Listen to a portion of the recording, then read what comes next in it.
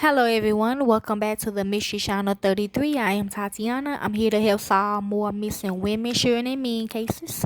I'm here to break the codes if I see any. I'm here to see where their bodies are located if they know. And I'm also here to see if they are alive, deceased, body suited, changed identity or misidentity.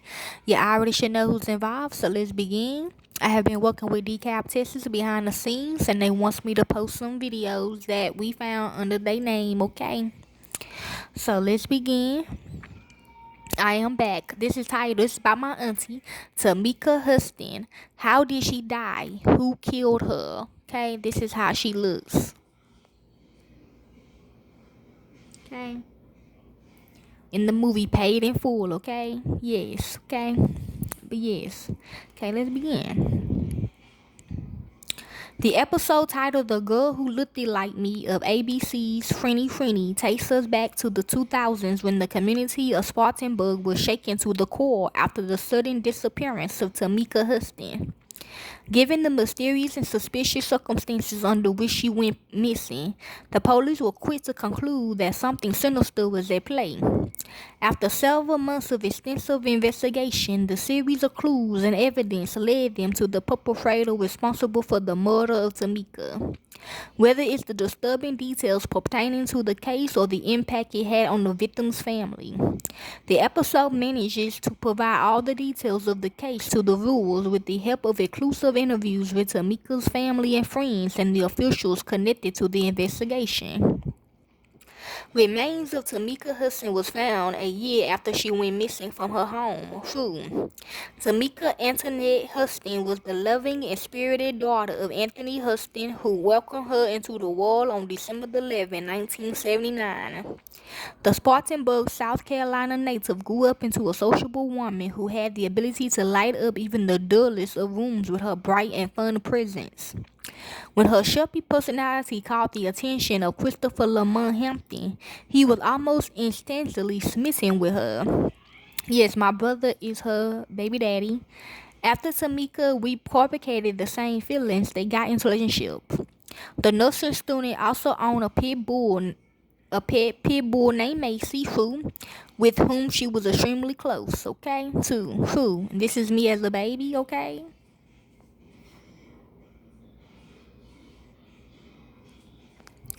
Everything seemed to be in place in Tamika's life until she went missing from her Spartan house in May 2004. Since she lived alone, her loved ones only found out about her disappearance more than 2 weeks later on June the 14th after a welfare check was conducted. You will see when I walked in. Her family suspected foul play because her beloved pit bull, who was pregnant at the time, was left all alone in the house. Yes, that's what I remember. The authorities entered the property and found out that her dog had given birth and eaten her own puppies due to hunger. Okay, they lived though. Immediately, a search for the missing woman was launched.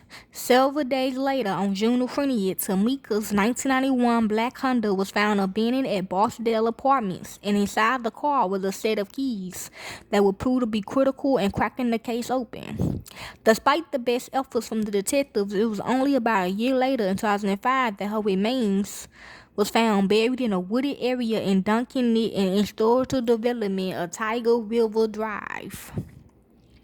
An intense argument with a loved one over money led to Tamika's death.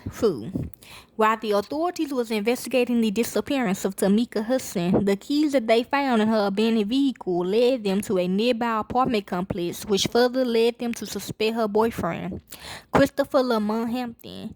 Already in custody for unrelated charges, Christopher was questioned and interrogated by the detectives throughout the investigation. Upon searching his Fremont School apartment house in January 2005, the police found traces of blood that matched the victim's DNA. After that, the investigators had enough evidence to charge him for the murder of Tamika. So before he was released in August 2005 from his previous charges, he faced murder charges and remained in custody. Okay? This is him. Yeah, this is my brother. Okay?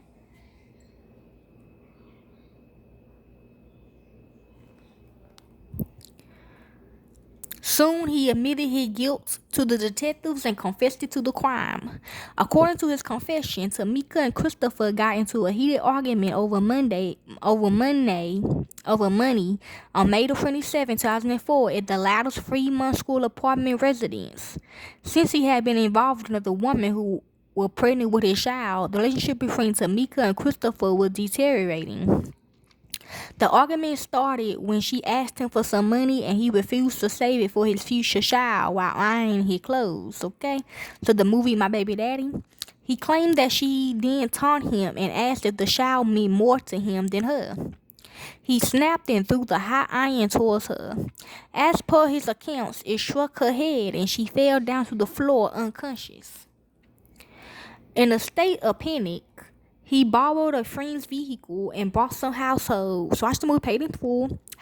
cleaning supplies before putting Tamika's body in the car and burying her in the secluded wooded area off of Tiger River Drive in western Spartanburg County. So they saying if you do drugs, they're gonna kill you. To mark the burial site, he made a cross with two tree branches and left it on top of the makeshift grave. Suffocated with guilt and his desire to stay out of jail, Christopher returned to the site and dug up her remains. Contemplating turning himself in, on second thought, he buried her again. However, more than a year later, when he was charged with the murder of Tamika, he couldn't help but confess and lead the detectives to her remains. With his trial approaching, Christopher pleaded guilty to murder, after which he was sentenced to life in prison without the possibility of parole in 2006, okay? And that is the story of my brother and my sister-in-law, okay? My auntie, Tamika Huston. So if you'd like to hear more into this case, you can watch the movie Paid in Full. Okay? And watch the movie Paid in Full, but that's all the information I have. If you'd like to help more into this case, you can. I don't do this for the fame or the money. I do it because it's what I love to do. And to the real families of these victims, corporate America will set you up. Thank you, peace, and be safe.